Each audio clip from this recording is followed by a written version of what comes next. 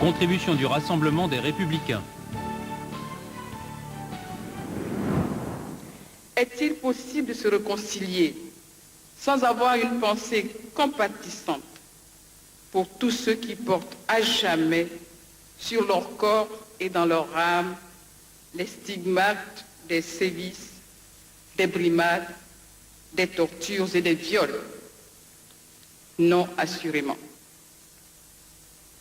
Chers frères, chères sœurs, pour une fois que nous avons l'occasion de nous adresser à tous nos compatriotes, n'attendez pas de nous que nous nous érigions en donneurs de leçons ou en procureurs.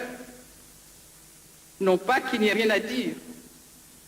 Les contre-vérités, les manipulations, les accusations faciles, les malveillances, les procès d'intention, les faux, sont le lot quotidien du RDR. Parti régional, parti islamique, parti violent, que des clichés n'a-t-on pas utilisés? Que de raccourcis n'a-t-on pas empruntés pour diaboliser le RDR?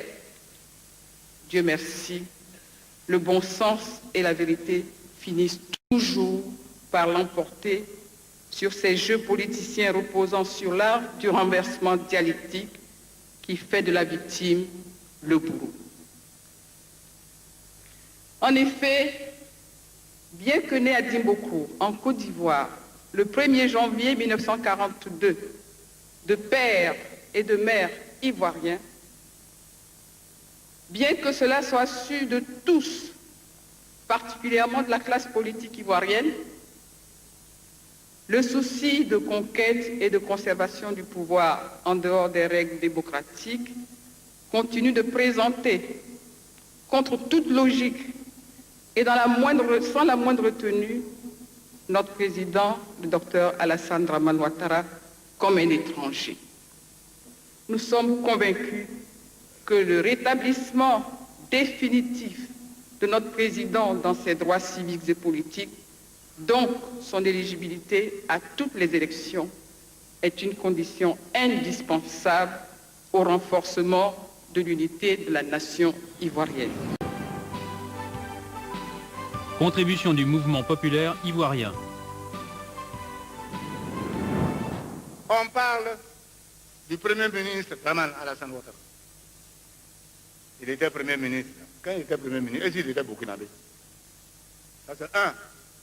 Deux, comment concevoir un étranger à constituer un parti politique et qu'on aille même à l'investiture avec des délégations différentes de tous les partis politiques de Côte d'Ivoire et l'investir?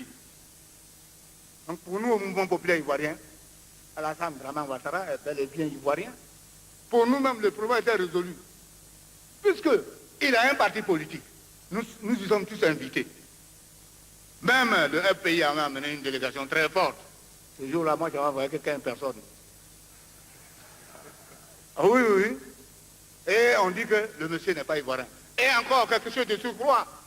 On organise des groupements politiques. Où moi j'y étais, on forme un front républicain avec qui? Un étranger, donc on se contredit. C'est pour ça que les partis politiques doivent demander pardon au peuple de Côte d'Ivoire. C'est nous qui avons brûlé la mare et la carte pour se brûler les écailles. Donc, on doit demander pardon à nos frères pour qu'on avance. Alassane Dramane Ouattara est bel et bien ivoirien. On perd le temps tous les jours. Il y a des problèmes cuisants qui sont là. On ne va pas laisser cette histoire de notre frère Alassane Dramane Ouattara. On met ça comme rideau, on ne peut plus avancer. À partir d'aujourd'hui, il faudrait qu'on comprenne que Alassane Dramane Ouattara est bel et bien ivoirien. Puisque les preuves sont là. Nous-mêmes qui sommes au pouvoir, nous le savons. Parce que c'est la classe politique, l'opposition qui est au pouvoir. Mais ce que je vais dire à mon frère président, il faudrait qu'il ait l'humilité. Il faudrait qu'il le pardonne. Il faudrait qu'il est le président de tous les Ivoiriens. Il est au-dessus de tout le monde. Donc il faudrait qu'il pardonne certaines choses. Toute la réponse demeure aujourd'hui avec nous, pour que la Côte d'Ivoire avance. Contribution de l'Union pour la démocratie et la paix. Ivoirité et nationalité ivoirienne. Le concept de l'ivoirité, exploité trop souvent de manière pernicieuse, doit être perçu comme le fondement de l'identité ivoirienne à partir de caractéristiques propres à l'être collectif ivoirien. Entendu ainsi, le concept d'ivoirité nous permettra de définir ensemble un idéal commun duquel il nous sera possible non seulement de puiser à tout moment les solutions à nos problèmes, mais aussi les moyens de redonner un nouvel élan à la solidarité nationale. En tout état de cause, pour ceux qui ne se reconnaîtraient pas dans ce terme et qui pourraient y percevoir une connotation d'exclusion, il leur est loisible de lui substituer un autre vocable soumis à l'appréciation de tous les Ivoiriens. Nous pensons aussi que la réalité de l'intégration des communautés non ivoiriennes dans leur diversité culturelle leur permettra de mieux s'insérer dans l'espace de l'ivoirité. Quant à la question spécifique de la nationalité, il faut éviter de faire l'amalgame entre celle-ci et le concept de l'ivoirité, car la nationalité est un fait juridique. L'immigration. C'est une évidence de dire qu'il y a un seuil de tolérance au niveau de l'occupation du territoire national, au-delà duquel la densité des populations d'origines diverses pose problème. La norme internationale de ce seuil de tolérance est fixée à 18%. La Côte d'Ivoire, avec ses 26% d'immigrés, au lieu d'être louée pour son hospitalité, fait au contraire l'objet de tous les anathèmes. Pour l'UDPCI, une politique d'immigration contrôlée et rationnelle est indispensable. Toute politique qui veut faire de la Côte d'Ivoire un pays uniquement de peuplement doit être combattue. Des conventions spécifiques devront régir les flux migratoires sur la base d'une réciprocité sans concession. L'UDPCI recommande en troisième point la reconnaissance et la traduction dans les faits du statut d'ancien président de la République, ancien chef de l'État de M. Henri Konan Bédié, du statut d'ancien chef d'État de M. Robert Gueye à l'origine de la Deuxième République. Afin de mettre un terme définitif à la lancinante question de la nationalité ivoirienne de l'ancien Premier ministre M. Alassane Dramane Ouattara, l'UDPCI recommande qu'elle lui soit officiellement reconnue et qu'il puisse en jouir dans les limites prescrites par la Constitution de la Deuxième République. Contribution de l'Union des sociaux-démocrates. Le parti unique, qui pendant 40 ans a dirigé de façon solitaire la politique du pays, a commis de véritables fautes et erreurs politiques dans la gestion des relations entre les différentes régions et ethnies qui le composent. On peut citer pêle-mêle le cas du Saint-Louis, le cas du Guébier. Les disparités régionales qui ont eu cours pendant cette période ne concernent pas seulement le Nord, mais à des degrés divers, l'ensemble des régions du pays, y compris même le centre. En dehors de la région de Yamoussoukro, qui a bénéficié d'un effort particulier, toutes les autres ont été victimes de négligence en termes d'infrastructures susceptibles d'impulser le développement. La Charte du Nord est donc, dis-je, le premier acte d'auto-exclusion du Nord de l'ensemble de la Côte d'Ivoire. Mais au-delà de cette charte, déjà très grave en soi, il convient de dénoncer toute la campagne souterraine menée dans les mosquées et les villages, une campagne d'intoxication des populations du Nord tendant à faire croire qu'elles sont l'objet d'ostracisme, d'exclusion de la communauté nationale.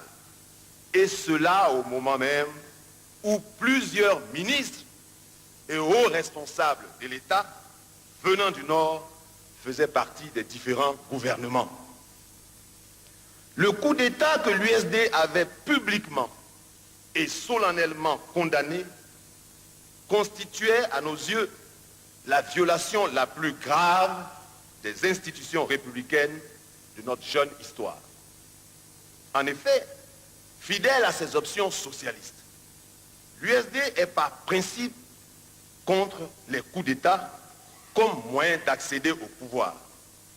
L'USD estime que la condamnation du coup d'État de décembre 1999 et de ses conséquences doit faire partie des bases possibles d'une réconciliation nationale. La Côte d'Ivoire doit pouvoir compter sur l'ensemble de ses enfants dans leurs différences pour relever le défi de la modernité, car comme le dit un proverbe mauré, et membre du directoire, nous voudrons partager ce proverbe avec vous, je terminerai par cela.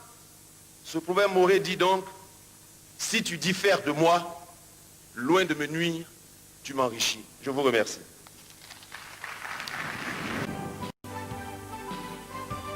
Contribution du député indépendant de Bako.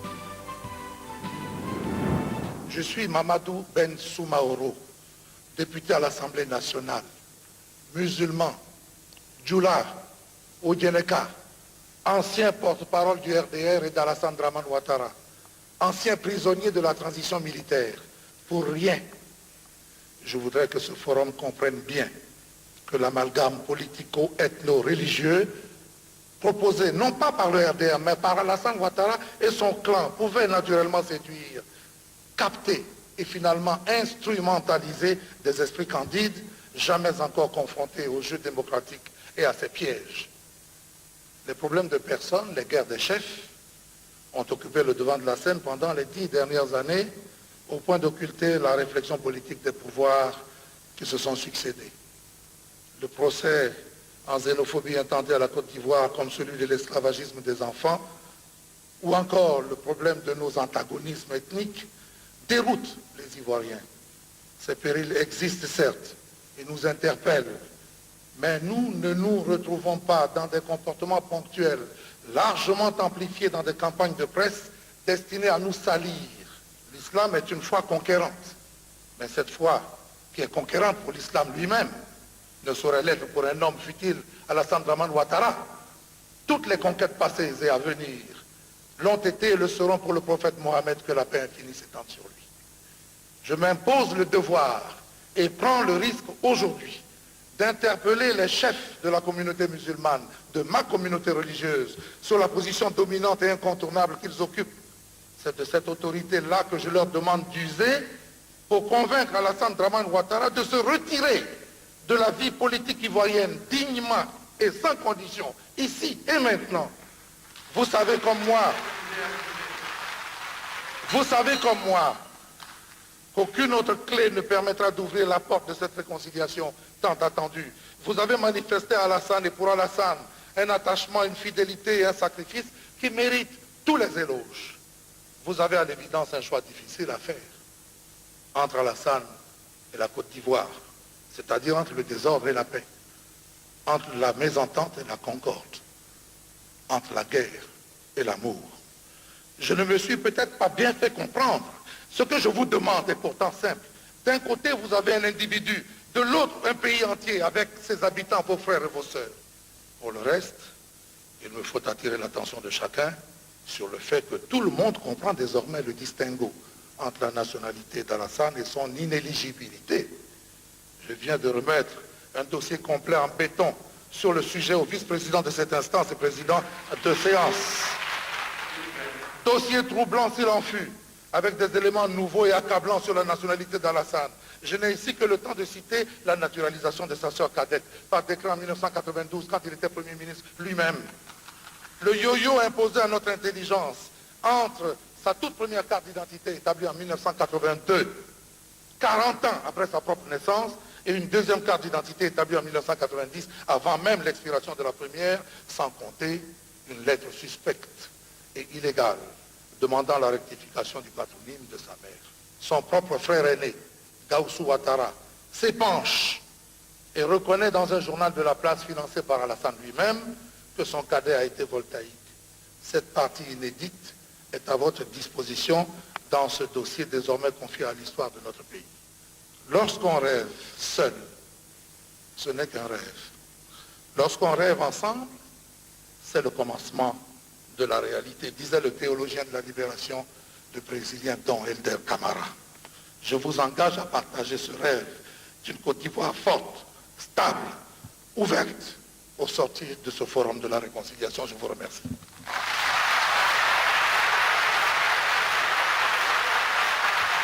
Merci, monsieur le député.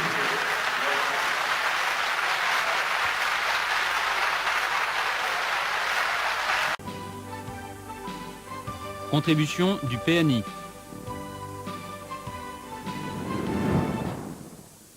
Pour moi, il faut dissocier le problème Alassane au problème de l'ensemble des Ivoiriens. Nous avons besoin de nous réconcilier parce qu'on était divisés sincèrement. On dit, tout le monde dit, on vivait dans la paix, on avait ceci et cela, mais beaucoup de jeunes ignorent qu'il y a eu des coups d'État. Il y a eu des coups d'État. Depuis, je vous dirais, depuis 1959. Donc il faut séparer les affaires, sinon l'affaire Alassane Ouattara, au problème des Ivoiriens. Alassane que j'aime très bien parce que quand nous nous voyons, on est content de se voir. Eh bien, dans son cas précis, il est responsable. Alassane doit venir s'excuser. Parce que même si Alassane est ivoirien, tous ceux qui vivent ici ne sont pas ivoiriens. On parle de 26%. En tenant compte des statistiques des ambassades que nous connaissons ici, pour ne prendre que même le Burkina, ils sont 4 millions. 4 millions.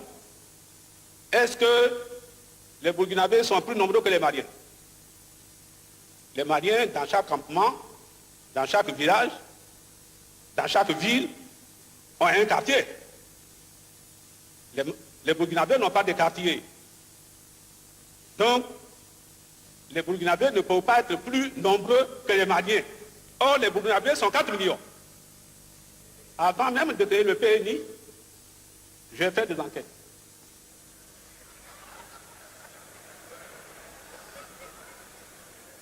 J'ai fait des enquêtes. Eh bien, la région d'Aboisseau était déjà minoritaire. C'est-à-dire que les étrangers sont plus nombreux que les amis d'Aboisseau.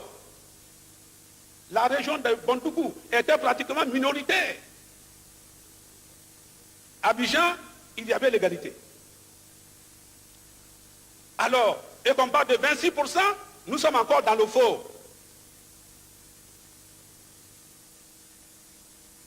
On a naturalisé entre Daloa et Goiffré près de 15 000 personnes, paraît-il, en groupe. Mais un monsieur comme Alassane, très important, avec ces relations qu'il a, nous l'avons pris, vous pouvez l'amener, pas parce qu'il avait l'argent, hein. On n'avait jamais entendu parler d'argent. Mais pourquoi nous allons refuser que Alassane soit ivoirien? Mais quand même, on ne sait pas qu'est-ce que vous pouvez a bien pu dire à Alassane avant sa mort. Et pour qu'il s'entête à être obligatoirement président de la République. Mais les hommes passent. Je demande aux uns aux autres d'aimer la Côte d'Ivoire au lieu d'aimer les hommes. Nous sommes tous de passage sur la terre des hommes. La Côte d'Ivoire reste, c'est ce qui est important. Voyez-vous, on m'a dit peut-être qu'il me reste 1 minute.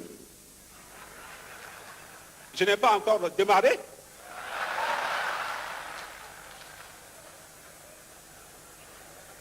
Parce que je suis contre le forum. Parce que vous ne pouvez pas demander à Dobré de présider une réunion de réconciliation.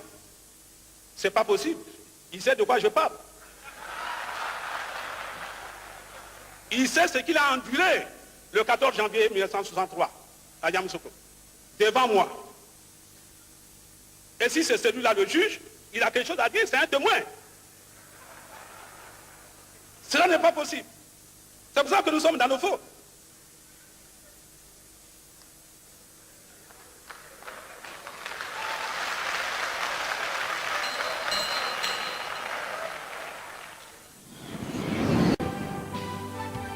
Contribution de l'Union nationale pour le progrès.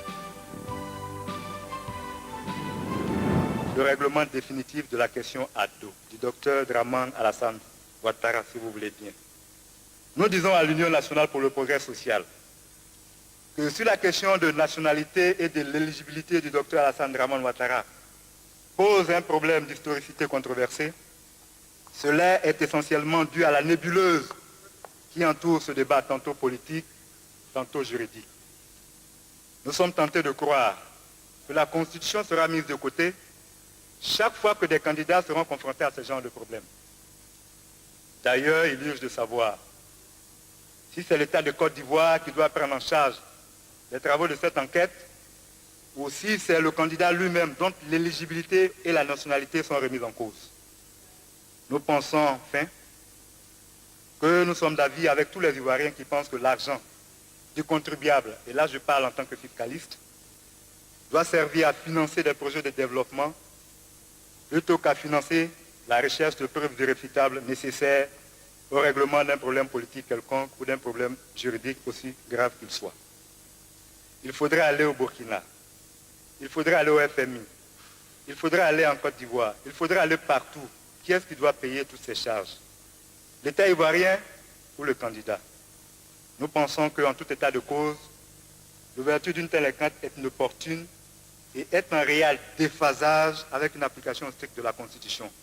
Alors, que devient la souveraineté de l'État de Côte d'Ivoire? Peut-on vouloir une chose et de son contraire? Si l'on demande l'accord et à cri, l'application stricto sensu de la Constitution, il faut aussi éviter de la mettre en péril. Contribution du mouvement indépendantiste ivoirien. En commençant par l'exploitation mensongère de la xénophobie. Et oui, c'est ce mot magique qui fait que vous pouvez même arracher votre bras. Parce qu'on vous dit, votre tête n'est pas à vous. Vous l'arrachez. Vos yeux ne sont pas à vous. Vous les arrachez, votre cœur et ainsi de suite. On vous dépouille de tout. Vous n'avez plus le droit. Mais ceci a commencé déjà par la propagande au temps colonial. Quand le colon arrive, l'étranger, l'envahisseur, l'autochtone, c'est un indigène, il ne vaut rien, il est dangereux, il est mauvais. On le classe, on le met de côté. Et c'est le colon qui vit mieux, l'autochtone n'a pas de droit de vie, et on lui fait accepter ce qu'il est même. Et vous voyez combien de fois c'est dangereux, c'est de lavage de cerveau. Et il ne croit plus en lui-même.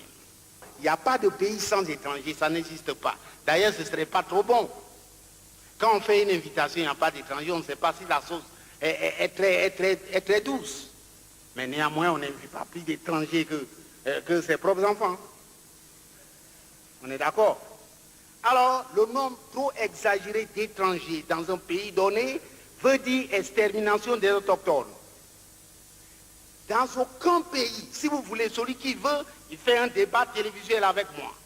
Et il me montre le pays dans lequel il a trouvé trop d'étrangers et les autochtones sont encore là. 100 ans après, 70 ans après, plus d'autochtones. Alors, nous disons, une paire de chaussures à un propriétaire, une table à un propriétaire, une voiture, un avion. Et on dit un pays n'a pas de propriétaire. C'est beau, hein? Le pays, lui, n'a pas de propriétaire. C'est là l'ivoirité. L'ivoirité, c'est le cri d'alerte. C'est le son d'alarme. C'est aussi le refus de ne pas être étranger dans son propre pays. Ce n'est pas une mauvaise chose. Mais pourquoi c'est condamné? Parce que la machine de l'exploitation mensongère de la xénophobie est trop forte. Tellement forte qu'aujourd'hui, le gouvernement Gbagbo n'a plus de place pour s'asseoir. Gbagbo qui chantait très bien, il chantait comme le colonel, il criait comme le colonel, maintenant il chante comme un caporal. Parce que l'exploitation de la xénophobie est là. Il ne peut plus rien. Il dit, tiens, le port d'Abidjan, c'est à vous tous, venez prendre. Mais il oublie qu'à Dakar, le port était pour nous tous. Mais pourquoi on va là-bas pour prendre? Présentement, nos gens veulent manger. C'est comme si vous avez 2 personnes dans votre maison. Vous avez un enfant, mais vous acceptez même 10 personnes. Et puis, curieusement, votre femme devient féconde. Vous avez 12 enfants. Alors, mais écoutez, vous allez garder toujours les gens, vous allez leur dire, mais écoutez, sortez. Ils vont dire, vous êtes xénophobes. On parle de Dougou. Mais pourquoi des Dougou? Les Maliens viennent dans un endroit donné, ils créent leur village. Mais un Nordique n'est pas malien, il vient, il reste avec moi. Il vient, il ne va pas habiter dans les Dougou. Parce qu'il sait bien qu'il y a des frontières, on se connaît déjà. Moi j'ai des amis au nord, mais pourquoi il va habiter dans les Dougou? Pourquoi faire là-bas? Donc c'est lui-même qui crée une exclusion. Donc chacun avait peur. C'est ce que vous avez appelé la paix. Il n'y avait pas de paix, mon cher ami. Il y avait la peur. On avait peur, on ne pouvait rien dire, donc de telle sorte que vous faites surnommer un peu partout. Parmi les Baloués, on l'appelle Ngakwang, bien Ngassi. À l'ouest, on l'appelle Dagobert. Chez les Akés, ils l'appellent Yapi. Quand ils voulaient parler d'Oufoué, on disait Yapi. Pour ne pas être attrapé. Alors ça, si vous parlez, il y avait la paix, il n'y a aucune paix. Il y avait une peur. Si nous sommes tous là, parce que ce qui est à vous, si on vous arrache, c'est dangereux, c'est pas bon. Si vraiment, nos frères du Nord savent mieux que moi, qu'Alassane Ouattara est ivoirien. Si le RDS sait qu'Alassane Ouattara est ivoirien, et les Français aussi, parce qu'ils ont leurs mains dedans, est ivoirien, vraiment, là nous sommes d'accord, s'il impose, vraiment nous ne pouvons qu'à applaudir à 10 mains. Mais s'ils savent qu'il n'est pas ivoirien, et que par la force des choses, ils sont en position de force, parce que l'exploitation de la mensongère de la xénophobie fait que tous les autres Ivoiriens ont peur, qui veulent profiter de ça, l'imposer. Je dis que ce n'est pas bon, parce qu'Oufoué a tout fait aujourd'hui, nous voilà, de ne pas créer d'autres situations incontrôlables. Contribution des députés, solidarité. Si nous nous en tenons au contenu de toutes les interventions qui nous ont précédées, force est de reconnaître que ce qui nous divise est bien la question de la nationalité et de l'éligibilité d'Alassane Dramane Ouattara, président du RDR. En ce qui concerne son éligibilité, il semble que toute la classe politique, les médias, l'opinion se focalisent sur l'article 35 de la Constitution, qui stipule que le candidat à l'élection présidentielle, et je cite, ne doit s'être jamais prévalu d'une autre nationalité. Cette disposition souffre d'une dangereuse ambiguïté dans la mesure où le sens à donner au terme se prévaloir est susceptible de plusieurs interprétations d'égale valeur et qui ne s'excluent pas les unes des autres. Par ailleurs, s'agissant d'une loi adoptée le 1er août 2000, en vertu du principe universel de non-rétroactivité de la loi, est-il intellectuellement et moralement honnête de l'opposer à un citoyen pour des actes posés 20 ans auparavant, alors qu'il est admis par tous que la loi ne dispose que pour l'avenir? À la lumière de ces observations simples et objectives, et surtout ces faits réels et non contestés à ce jour, le groupe parlementaire Solidarité voudrait humblement inviter toutes nos sœurs, tous nos frères ivoiriens à laisser tomber les passions et que cessent les tensions inutiles qui nous divisent, afin qu'ensemble, dans la paix et la justice, nous puissions nous tourner vers la résolution dans la solidarité des nombreux vrais problèmes qui nous attendent. Contribution du Front socialiste pour l'indépendance et la liberté. Nous sommes fatigués de nous réveiller le matin et de retrouver dans notre tasse de petit déjeuner à la place du café Alassane Dramane Ouattara. Nous sommes fatigués de venir à table à midi pendant qu'on s'attend à manger, que l'on retrouve des journaux qui nous parlent encore une fois d'Alassane Dramane Ouattara. Nous sommes fatigués d'aller nous coucher le soir et de voir aux nouvelles de 20h ou au dernier journal Alassane Dramane Ouattara. À l'Institut national de la statistique, il y a des ingénieurs comme nous qui peuvent se tromper. Mais nous pensons que la justice ne peut pas se tromper.